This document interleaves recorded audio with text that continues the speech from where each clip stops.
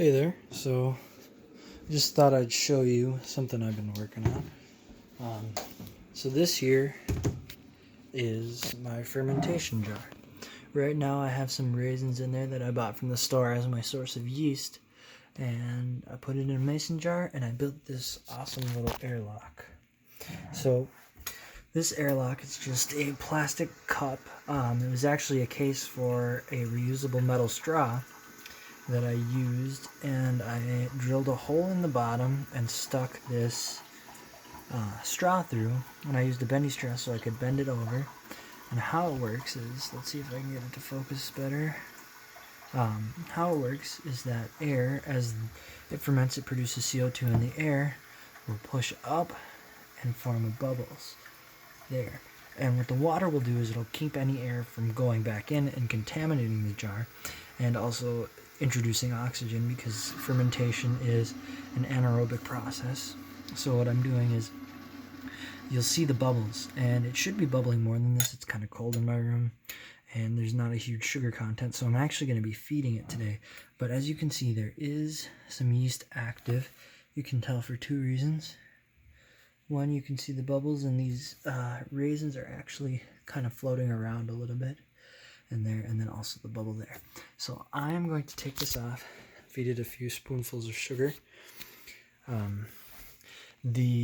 sealed it with some high temp silicone that I had. I had the high temp silicone for making something else. So I just used it because I didn't want to go buy any other silicone. And it wasn't that expensive. I got it at Menards. The high temp silicone is actually for a reflux and a distillation apparatus I'm making for my mason jar chemistry. You should see that in an upcoming video, especially once this ferments. I'm going to try to make anhydrous ethanol, which I will use as a solvent for a couple of my other projects, and for a Fischer esterification of ethanol and acetic acid to make ethyl acetate.